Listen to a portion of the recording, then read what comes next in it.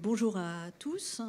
L'Université de Pau est très heureuse de la collaboration qui s'est faite cette année avec Les Idées mènent le monde et de pouvoir vous présenter ici deux poètes, Christophe Lamiot-Hénos et Paul de Brancion.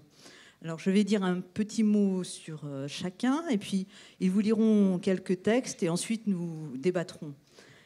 Christophe Lamiot-Hénos est l'auteur d'une œuvre poétique assez importante chez Flammarion, publiée depuis le début des années 2000. Il a une quinzaine d'ouvrages à son actif et il dirige depuis 2 ans une collection de traductions de poésie américaine aux presses de l'université de Rouen et du Havre. Il essaye de créer une sorte de pont poétique entre les États-Unis et la France. Donc des poètes français sont traduits en anglais et des poètes américains en français. Paul de Brancion est romancier, mais aujourd'hui il est là en tant que poète. Comme romancier, il avait publié chez Phébus et puis Albin Michel. Et comme poète, il a publié une dizaine de recueils aux éditions Lanskin et chez Bruno Doucet. Alors, ces deux auteurs ont pour point commun d'avoir abordé la question de la filiation. Dans des recueils récents, ils se sont interrogés sur leur positionnement en tant que père, en tant que fils. Et c'est là-dessus que j'ai voulu les entendre. Et c'est pour cela que j'ai trouvé intéressant qu'ils puissent participer aux Idées mènent le monde sur le thème, évidemment, de l'enfance. Alors, je vais laisser Christophe présenter quelques textes et puis ensuite Paul. Bonjour, merci. Je ne sais pas si ce micro fonctionne. Peut-être que ça n'a pas beaucoup d'importance. Ce sont des textes tirés de À dire en souriant, un recueil ou un livre plutôt, très exactement, concernant ma fille, quelque chose qui est donc adressé à ma fille au moment où elle a entre 3 et 5 ans. Et puis ensuite, je vous lirai d'autres choses qui suivent toujours le développement de ma fille, mais un petit peu plus tard dans sa vie. Pour dire les choses en très peu de mots, l'enfance et la poésie, c'est un petit peu la même chose, à savoir que la poésie, c'est l'enfance du langage, pour moi. Donc, il est évident que quelque chose qui a pour thème l'enfance doit avoir un moment, au moins, dédié à la poésie, même si tout le monde qui peut utiliser le langage, et tout le monde qui utilise le langage, est bien sûr dans une enfance par rapport à ce langage, au moins c'est ce qu'on pourrait espérer. À dire en souriant, de dessous des feuilles, au parc des oiseaux, troué de soleil, notre adresse. Toi dans la poussette, à dire en souriant, au bord de la ville, une après-midi qui caresse, langage s'entend dans tes yeux regards, à dire en souriant, vivons de ces feuilles, pièce à pièce.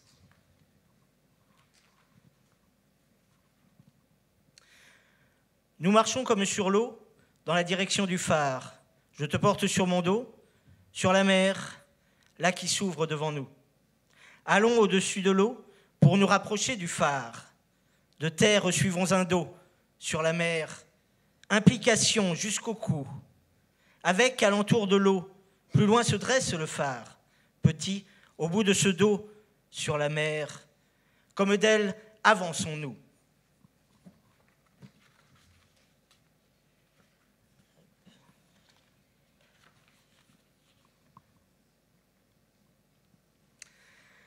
Tête à la mairie, nocturne lumière, de très peu de bruit. Yeux fermés dans l'air, quelque chose suit, pâleur comme pierre. Pieds à la mairie, tout le corps pour faire légère la nuit. Des traits le petit, en bord les paupières, voûte ce qui luit. Nous avons affaire à ce qui sourdit, nos et nos affaires.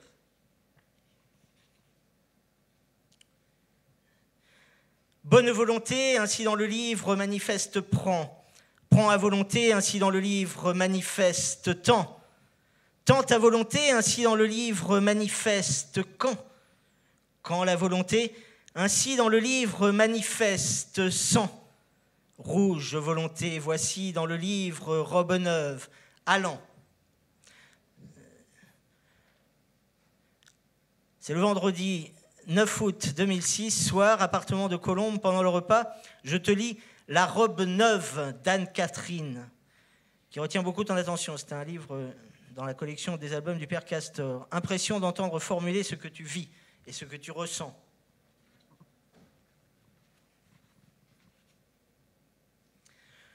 Dans cette boulangerie, je vais pour le pain, j'achète aussi des pâtisseries. Tu reçois une chouquette dont le sucre forme un nid, sans en faire la requête. Au monde tient aujourd'hui, comme au bord de nos emplettes, des merveilles, ce gratuit. Entre tes mains de la fête, légèreté qui ne nuit, nous tient maintenant l'entête. Nous allons, ainsi la vie se dit à ceux qui y prêtent, plus qu'une oreille et sourit.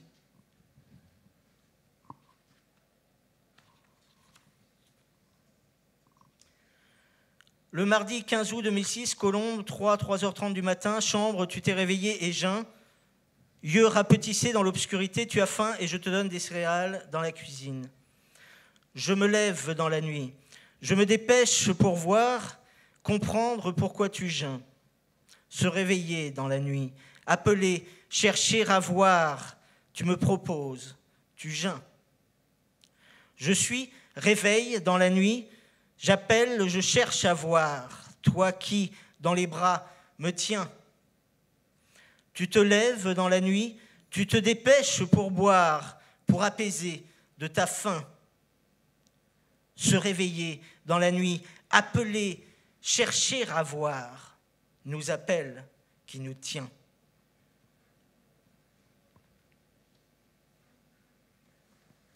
Trois parties, par ourson, se conjoignent. Par ourson, trois parties. Pleurs, joie, cri, se remarque, l'expression se remarque, pleurs, joie, cri. Les couleurs de chacun se distinguent de chacun aussi. Oui ?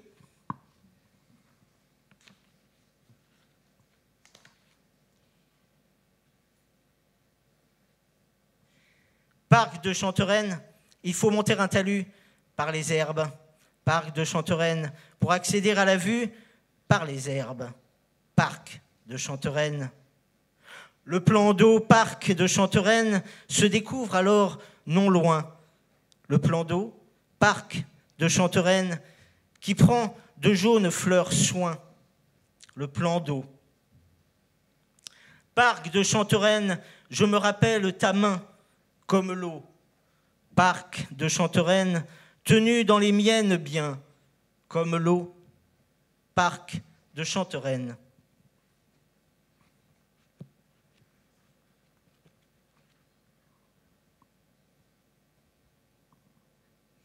Il monte de la fenêtre un ocre brun avant nuit, jaune et haut en fin de soir, qui monte de la fenêtre qui se sent en avant-nuit, annonçant la fin du soir. S'ouvre ainsi cette fenêtre à l'ocre, au brun, à la nuit, où passe à l'envie le soir. Allons-nous à la fenêtre, à l'ocre brun, à la nuit, que gagne déjà ce soir, ralenti par la fenêtre. Sommeil vient, parle avant nuit, en couleurs mêlées, le soir.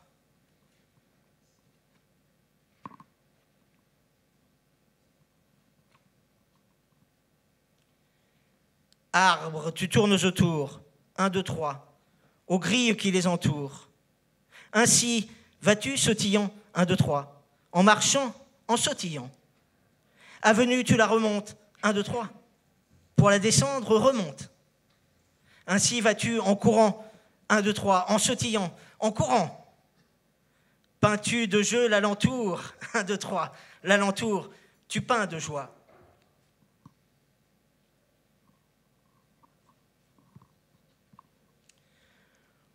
Au moment de t'endormir, dans ta chambre sur le lit, ensemble lisons des livres. Le moment de s'endormir, ainsi structuré, se lit ensemble parmi les livres. Ralentir, nous endormir, venir à nous relie à tel ensemble des livres. Nos craintes les endormir à ce qui se lit par son ensemble des livres. Agissons, nos s'endormir tard, plus tard, comme à ce lit, se dissolvent par les livres. Puis pour terminer, ce qui est de ces extraits de ce volume, puisque c'est la saison des marrons, autour de ce pâté de maison, chaque automne, qui s'en vient, ramasser des marrons, et remonter mes lunettes, qui s'en vient, ramasser des marrons, je t'en donne, tu m'en donnes. Chaque automne, nous retournerons. Trottoir étroit, entrée où s'ordonnent, feuilles tombées, vert gazon. Cet après-midi qui ne détonne sur ta détermination. À nos doigts, chaque automne résonne. Après-midi où que nous allions, ces marrons nous téléphonent, ou par eux nous nous téléphonons, où que nous soyons. Automne, désormais, nous sonnent des marrons.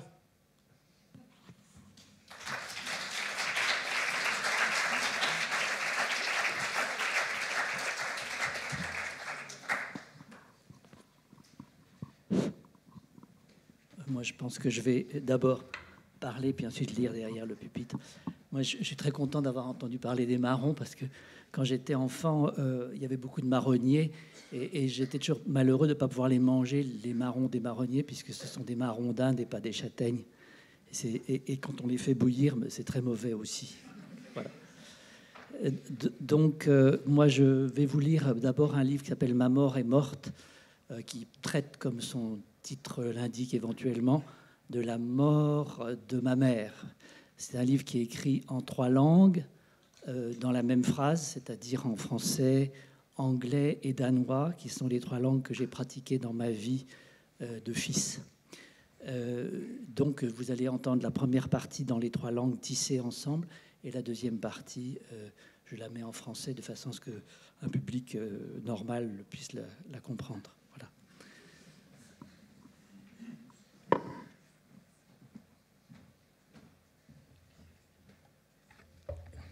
Je ne sais pas si ça marche. Oui, c'est bon. Un mot dans Ma mort est morte, le mot c'est mor. Et mor en danois, ça veut dire maman. Et mor, ça veut dire meurtre. Det om min mor. Jeg kan ikke easily talk about her. She was so mélangée, and so were my feelings for her. Blandet. Hun var altid kontradiktorisk. La félicité de la langue maternelle n'y suffirait pas. Il s'agit de ma mort. Il m'est malaisé de parler d'elle car elle était tellement mélangée, comme mes sentiments à son propos, mélangés. Elle était en permanence contradictoire. La félicité de la langue maternelle n'y suffirait pas. Jeg har ikke sagt farvel til min mor endnu, ikke nu. Even if I did it, she said goodbye to me. I received that, but did not answer it. Impossible, because she was so hard. Je ne l'ai jamais prise au sérieux, même dans sa mort. Hun var en slags monstrum. Nu, da hun er død, er jeg klar over, at after all, she was extremely lively. It's impossible to say goodbye to her turned back. Avec elle, il n'y avait pas de face à face. Elle fuyait. She insistait in her flucht. Det var en flygtende mor. Elle avait la fuite en elle, insistante, permanente, irréductible, massive. Massive mor er avec nous. Det trøster mig ikke. My pledge is devant moi. Je suis extremely surprised by my emotion. I do nearly cry. Comment puis-je pleurer ainsi? cette femme qui a si furieusement ødelagt alt omkring her. Je n'ai pas dit au revoir à ma mort encore, pas encore. Même si je l'ai fait, elle m'a dit au revoir, j'ai reçu son adieu, mais je n'y ai pas répondu. Je n'ai rien dit. C'était impossible, parce qu'elle avait été si dure. Je ne l'ai jamais prise au sérieux, même dans sa mort. Elle est une sorte de monstre. Maintenant qu'elle est morte, j'ai bien conscience qu'après tout, elle était extrêmement vivante. Il est impossible de lui dire au revoir dans le dos. Avec elle, il n'y avait pas de face à face. Elle fuyait. Elle insistait dans sa fuite. C'était une mère fuyante. Elle avait la fuite en elle, insistante, permanente, irréductible, massive. Maman, massive, est partie, maintenant. Cela ne me console pas.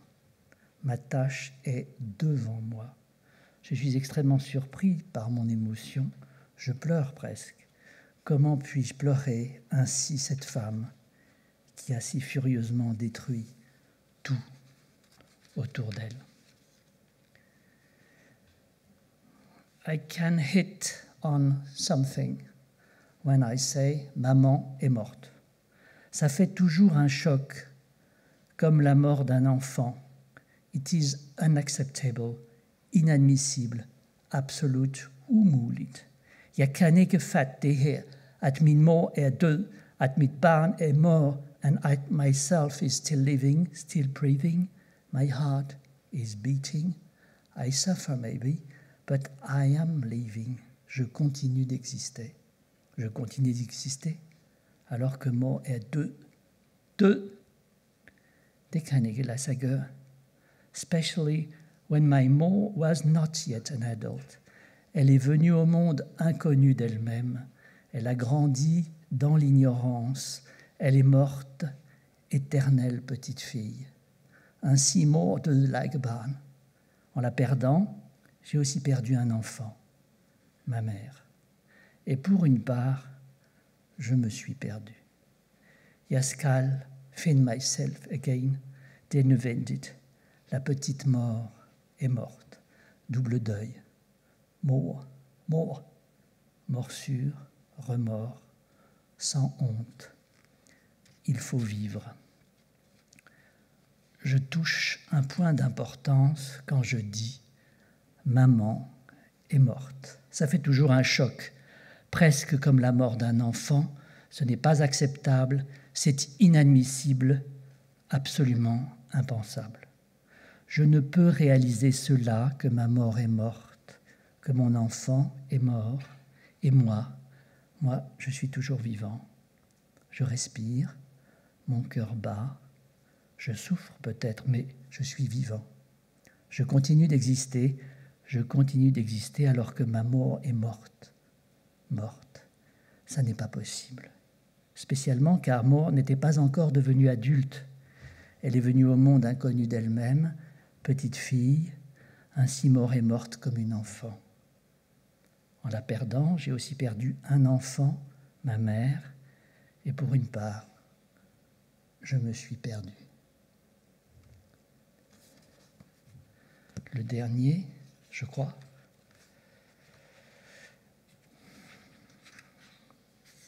Så er det gjort. Le train s'éloigne. I fear these moments of farewell. Vi ses igen. Mais on sait bien que chaque fois la vie s'avance entre deux. I saw my own face in the mirror i elevatoren. I noticed new traces of dereliction. Man er aldrig færdig med sine forældre. I was born and died the very, very day I became a father. More or less. Jeg fortsatte af vejen, acceptant la vie dans sa limitation. Fordi man er kommet til verden, derfor celui-ci s'achèvera un jour. Helt alene sagde jeg farvel til mine børn på perronen. Det var koldt. Or déjà, les enfants partent, alors qu'on est à peine advenu. Voilà, c'est fait. Le train s'éloigne. J'ai peur de ces moments d'adieu. On se revoit très bientôt, mais on sait bien que chaque fois, la vie s'avance entre deux.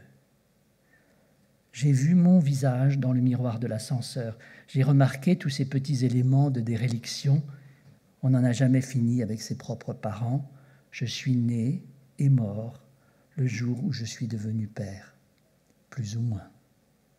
J'ai continué la route, acceptant la vie dans sa limitation, justement parce que l'on vient au monde, celui-ci s'achèvera un jour. J'ai dit adieu à mes enfants, tout seul sur le quai. Il faisait froid. Déjà, les enfants partent, alors qu'on est à peine advenu.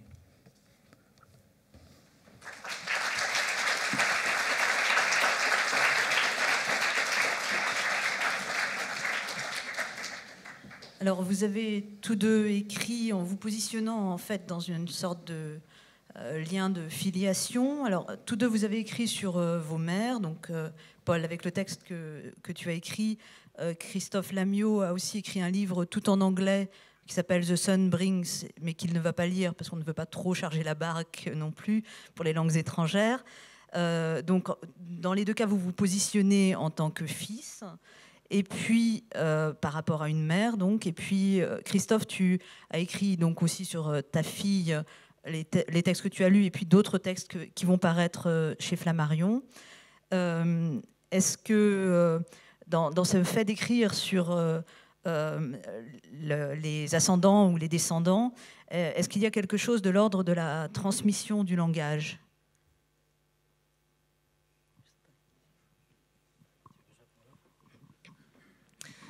Oui, tout à fait, bien sûr. Il me semble que le geste par définition de l'écriture, pourquoi est-ce qu'on cherche à publier quelque chose, pourquoi est-ce qu'on cherche à mettre en forme quelque chose, c'est pour le transmettre, bien sûr. Donc il y a derrière tout écrit une adresse, ce qu'on appelle une adresse, et cette adresse, c'est bien sûr les générations futures, les enfants que nous ne connaîtrons jamais, parce qu'on ne peut pas tout connaître et connaître tout le monde, mais aussi nos propres enfants qui sont en première ligne, généralement, de cette transmission. Ce qui m'a beaucoup intéressé dans ce que Paul a très bien lu, c'est ce retournement, en quelque sorte, qui est fondamental aussi. C'est-à-dire que moi, j'ai entendu dans ce que Paul a lu que il était le fils de ses enfants, en quelque sorte. Et c'est quelque chose de merveilleux.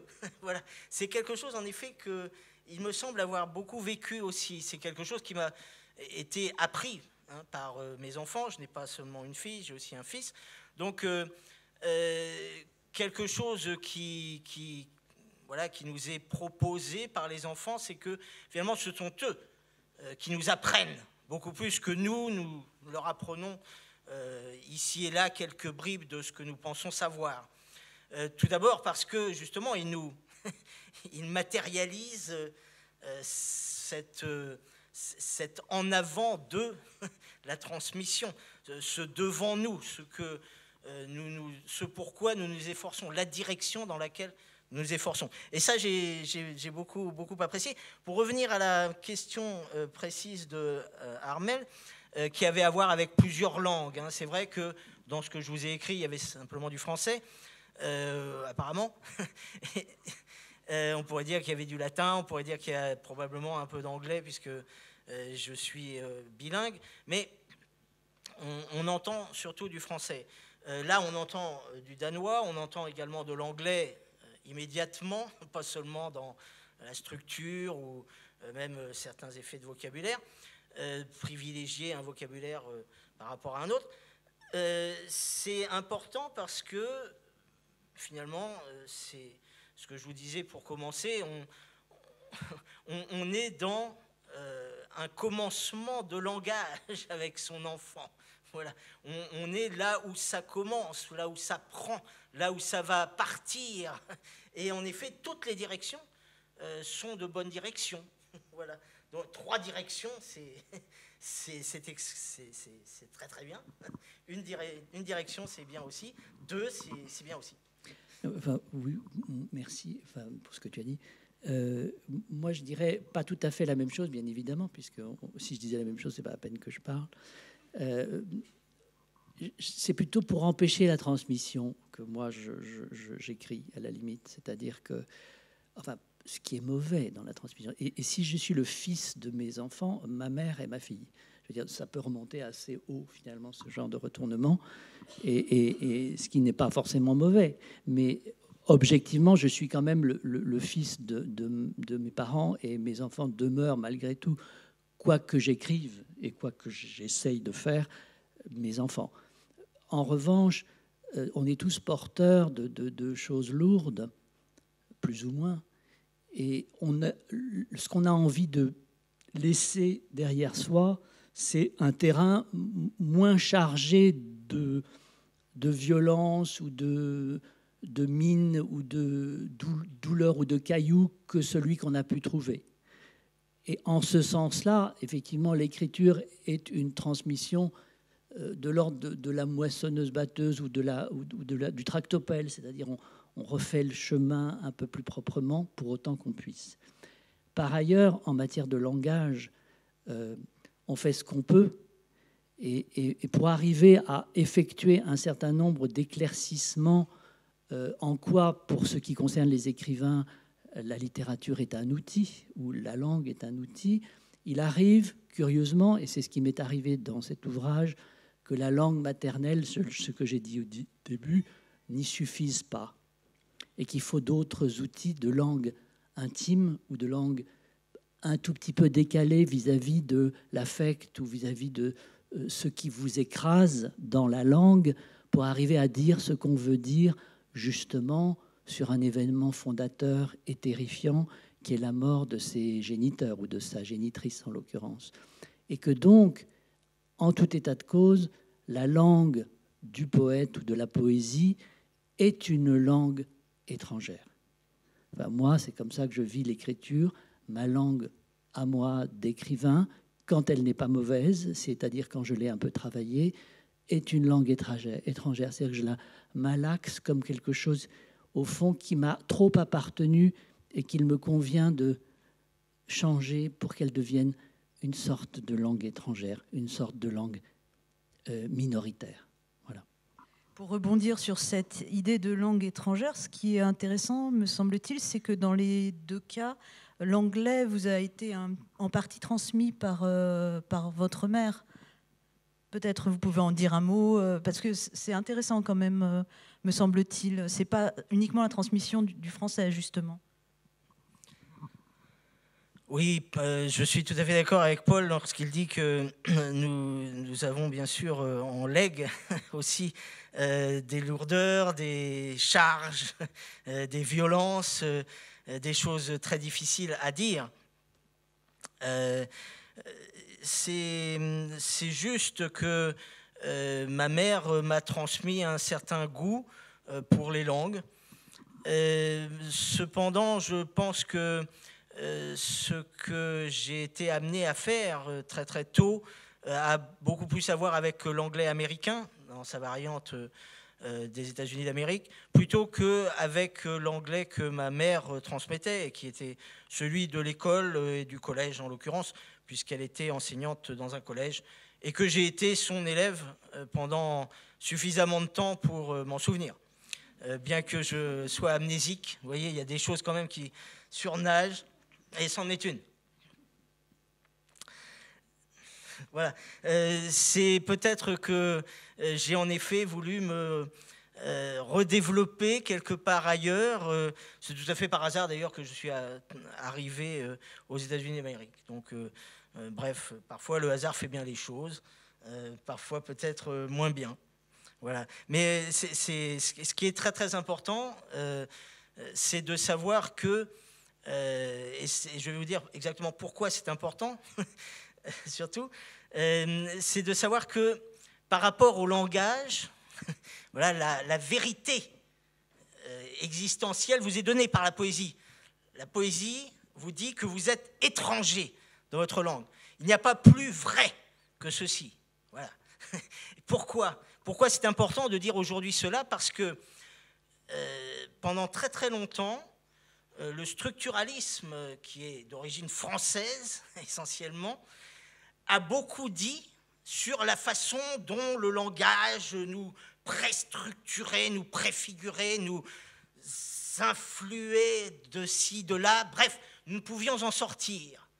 C'est comme si finalement on niait le monde dans lequel, ma foi, malheureusement ou heureusement, nous avons quand même quelques rencontres à faire. Voilà. Donc merci pour la poésie, merci de nous dire que nous sommes par rapport à l'objet langage des étrangers. Et c'est probablement là que se joue une des premières expériences de chaque individu. Expérience que nous avons totalement oubliée de façon consciente, mais que la poésie donc s'emploie à faire ressurgir, à faire revivre, voilà, à remettre un petit peu à l'oreille. En tout cas, c'est ce que je pense. Via le jeu sur les mots, les sons, etc. Paul Oui, sur ta question, je crois... moi, c'est pas... il y a des strates de langue, c'est-à-dire il y a des moments de sa vie où on parle plus une langue et d'autres de moments de sa vie où on parle plus une autre langue, sans compter les idiolectes. C'est-à-dire que vous savez que dans tous les groupes humains, il y a des façons de parler qui font langue. Moi, je ne suis pas tout à fait fâché contre le structuralisme. À la limite, je pense que c'est une période de la réflexion des sciences humaines qui n'a pas lieu de considérer comme oppressante, bien qu'elle l'ait été pour certaines personnes. Mais à la limite, grand bien, comme disait l'autre, on est oppressé par ce à quoi on croit. Voilà. Mais sur la langue, moi, mon rapport à l'anglais est plutôt enfantin, c'est-à-dire que j'ai de la difficulté à parler un anglais adulte. J'aurais plutôt tendance à parler un anglais enfant. Et j'ai la faculté de parler un anglais un danois de trentenaire, quoi, voilà. Et le français, par contre, j'arrive à peu près à toute la panoplie. Mais donc on a des expériences de langue dans sa propre langue et des expériences de langue dans les langues où on a un rapport physique à la langue finalement très fort. Et c'est les situations dans lesquelles on a appris les mots, où on les a entendus, où on les a traversés, qui font qu'on est capable d'avoir une telle intimité avec ces mots-là qu'on va les utiliser naturellement, spontanément. Et j'ai lu récemment, comme vous avez dû le faire aussi, un article dans le journal Libération à propos de Samuel Beckett, où on lui disait, comme évidemment on lui demandait toujours pourquoi vous êtes mis à écrire en français. Il disait, j'aime beaucoup sa réponse, j'en sais rien, mais il y a un indice, c'est pour être mal armé. Et j'ai trouvé ça joli. Alors, les deux poètes vont relire des textes qui ont pour point commun peut-être d'être ancrés dans un paysage. Voilà, je les laisse faire.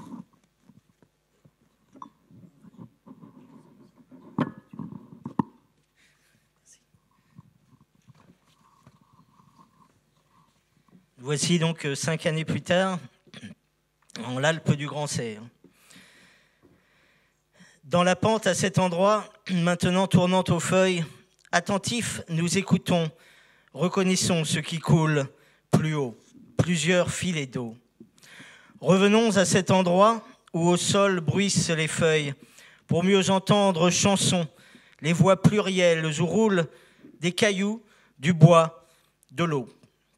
Nous revenons plusieurs fois à la chanson, à ces feuilles dont la forêt nous fait don, où la montagne s'éboule selon les filets de l'eau.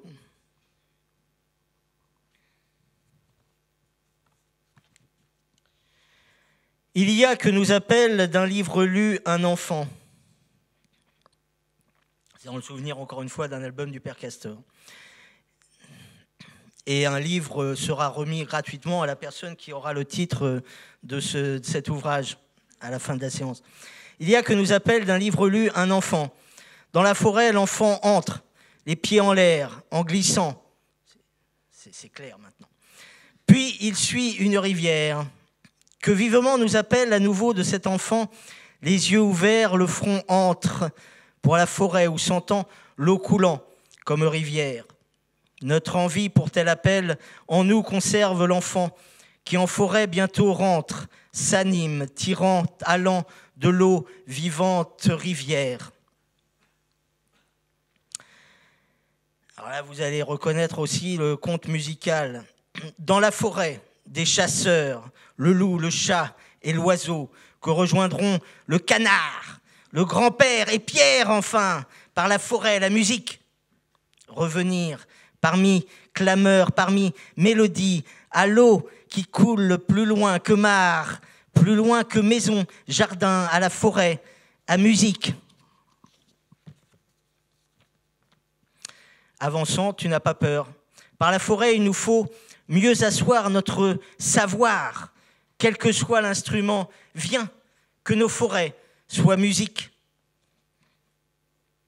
qui plane dont ne se voit que le trait, que ce qui tire déplace légèrement, qui se dirait par peut-être trop loin, trop haut. Cependant, gypaète, aigle ou vautour, ainsi qu'un oiseau de proie, passe au-dessus sans effort, comme le vent le portant, passe trait à trait, ce jour, oiseau qui nous vient, oiseau. Par les arbres, un oiseau, soleil, arbre, la trouée, de son corps en vol, je vois, couleur de sous-bois, les plumes, un oiseau de quelque poids. Je te le montre, l'oiseau, à nous, ce moment coulé parmi feuilles, parmi quoi, de brun, de blanc qui allume l'après-midi, le sous-bois. Oui, nous voici, oui, oiseaux dont l'envol construit croisé, arbre, ciel, à travers bois. Fenêtre s'éteint, s'allume, qu'il disparaît à la fois. Voici comme une soirée. Depuis longtemps, nous marchons, toi et moi seuls, avec branches, dans l'en-silence chemin. Nous regarde la montagne. Nous voici à la soirée chardonneret, qui, selon ce pain de vent de ses branches, bouge, passe le chemin qui traverse la montagne. Soirée ciel, oiseau, soirée, une mésange, le rond de son ventre sur la branche, nous montre à son tour chemin. Soirée se fait la montagne. Cheminant à même pente, maintenant nous repassons l'air nu, à travers les branches qui nous appellent, passons des bras le tournant aux feuilles, où nous parle telle pente en bruit. À bouger, allons, que nous tendent les mains branches, les arbres que nous passons, dont ceux du tournant aux feuilles.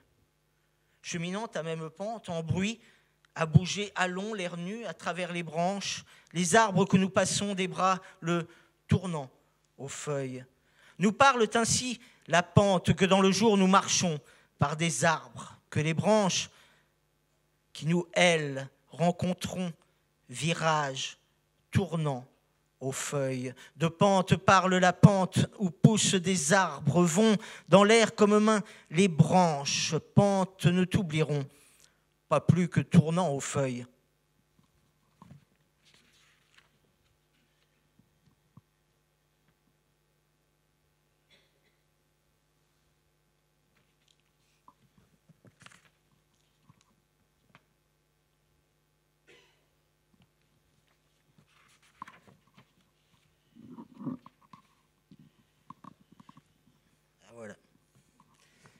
Le soleil, l'aujourd'hui, la lumière. Ah, voici le soleil, l'aujourd'hui. Au réveil, ah, voici le soleil. Énergie, notre part, aujourd'hui, la lumière en suivi. Notre part, nous avons la lumière en suivi. Notre marche en forêt, notre part, reprenons. Notre marche en forêt, par la joie, reprenons. Notre marche.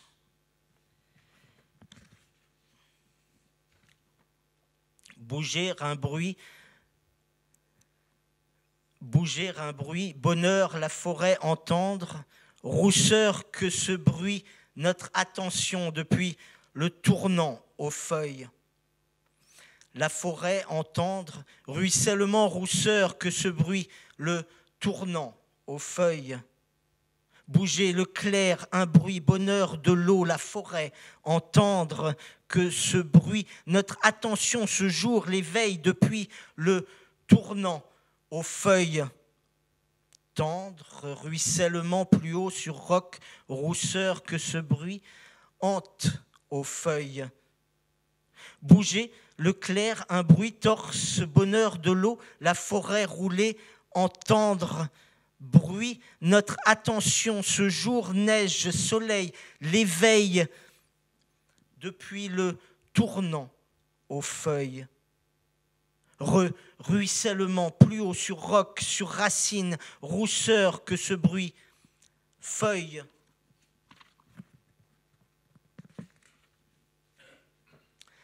Un bruit, la forêt entendre, ruissellement que ce bruit, depuis le tournant aux feuilles.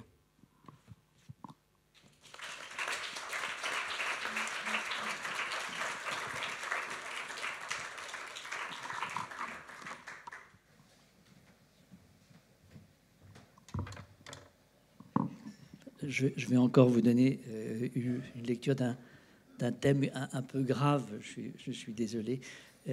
Mon livre, ce dont je vais vous lire des extraits, s'appelle « Qui s'oppose à l'Angkar est un cadavre ».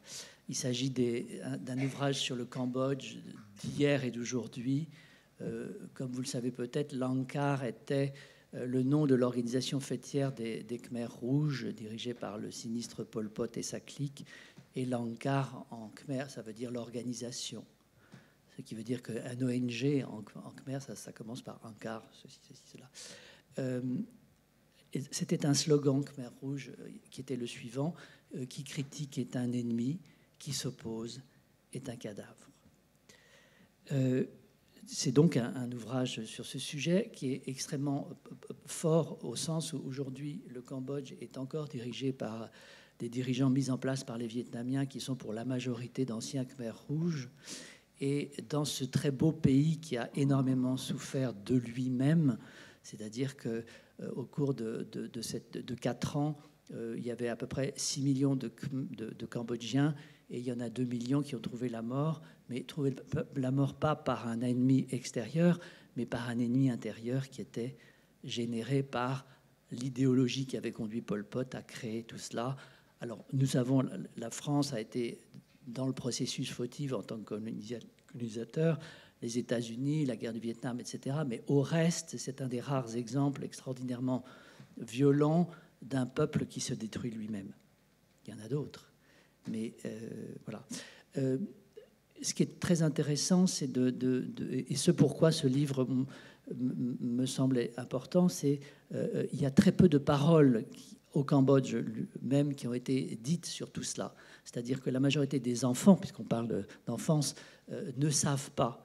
Les gens de 60 et quelques années qui ont vécu ça, qui ont ou été actifs en tant que tortionnaires, ou été tués, ou être cousins, frères, puisque dans les villages on se tuait. Il se trouve qu'il y a eu de très beaux spectacles écrits par Hélène Sixou et mis en scène par Ariane Mnouchkine, tout à la fois au Théâtre du Soleil en français à une certaine époque et en khmer.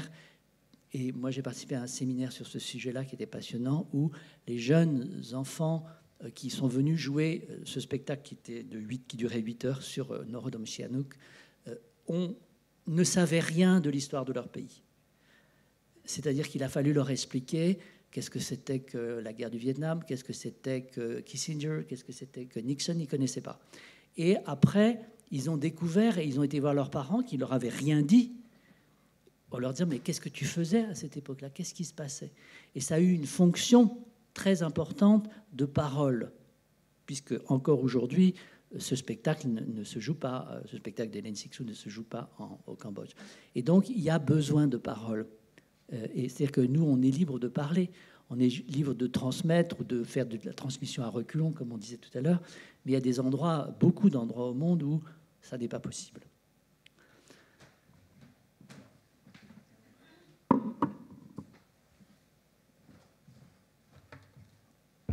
Alors, oui, cet ouvrage est de la poésie, et à la fin, il y a un livret d'opéra qui s'appelle Kim Ho, dont je vais vous lire un tout petit extrait à la fin. Et donc, il y a 2 choses dans ce bouquin. Il y a le livre de poésie qui s'oppose à l'Angare est un cadavre, et un livret d'opéra qui s'appelle Kim Horn, qui raconte une histoire dont je vous dirai 2 mots tout à l'heure. Automutilation. On s'est exterminé les uns les autres, ce pays naguère paradis terrestre, sourire, nous tue, charnier. Oser en toute méconnaissance, tu connais autre chose, mais féroce aussi, rester vivant avec cela dans le cœur encore tari, alors que l'enfance est nue et la pluie. La lutte est inégale, il pleut, encore et encore. Les rizières s'étendent dans le lointain gris-vert, des ombres marchent dans l'eau, vivants qui reviennent.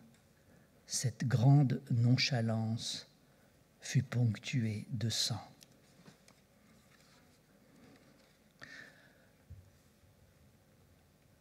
Le coq chante dès avant l'aube. Les moines de la pagode psalmodient.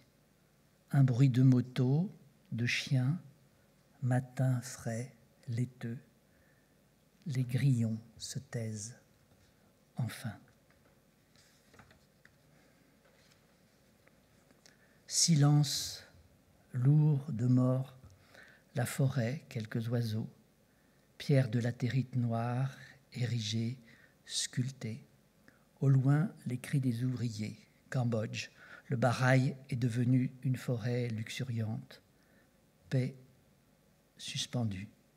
Traces de balles sur les gardiennes du temple, Devata, les seins gonflés, pubis éclatés, devenus cible d'entraînement, collés, adossés au mur du 2e niveau. Chercher l'ombre. Ce qui rend sauvage, vacuité harassante, chaleur dans la lumière qui dissimule, soleil, vert si frais des étendues, rizières, l'eau, miroir, immobile, plate, où demeure la vie à 4 dimensions, le vide s'emplit d'odeurs. À peine une fente du regard, esquisse d'un sourire, geste du corps, la position des jambes, le phrasé de l'assise, sur la natte de jacinthe d'eau, attendre la circulation du temps, de la vie. Supposer, supporter la chaleur moite sous l'ombre de la maison. Les eaux vont monter, la pluie tambourinera sur le toit. On ne pourra plus s'entendre, se réfugier, s'approcher du ciel. Nous referons le toit de palme, à moins que la chaleur dans la nuit est insupportable. Les sangliers ont fouillé le sol de la forêt à l'est du village.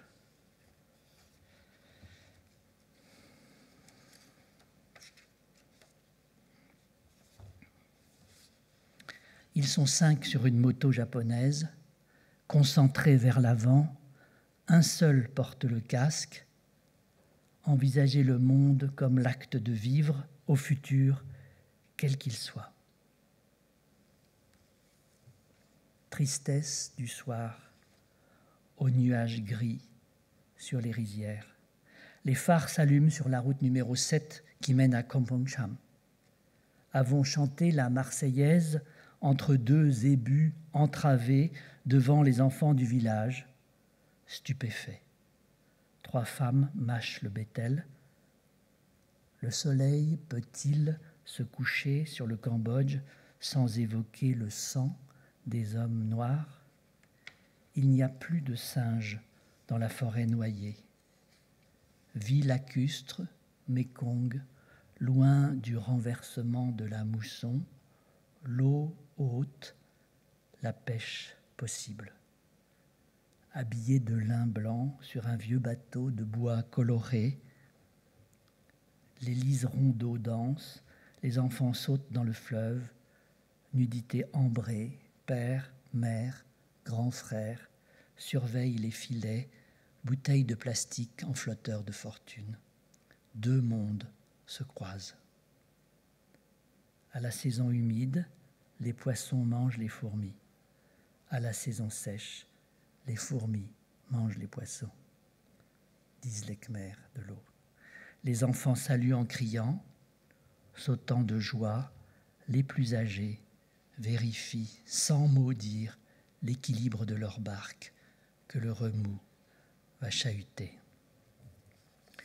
Je vais vous lire un tout petit extrait du livret d'opéra qui s'appelle donc Kim Horn. C'est l'histoire triste d'une femme qui a son enfant et elle est enfermée avec lui dans un camp. Il a faim, elle vole des fruits pour le nourrir. Il la dénonce, l'enfant, et elle est tuée. C'est une histoire qu'on m'a racontée. Donc un tout petit extrait. L'organisation supérieure se réunit. Ils sont tous derrière la table. Narondit arrive avec Kim Horn et l'amène sans ménagement. Kim Horn s'approche et fait le salut traditionnel khmer. Sohar, tu ne dois pas saluer comme les anciens, camarade. Lankar l'interdit.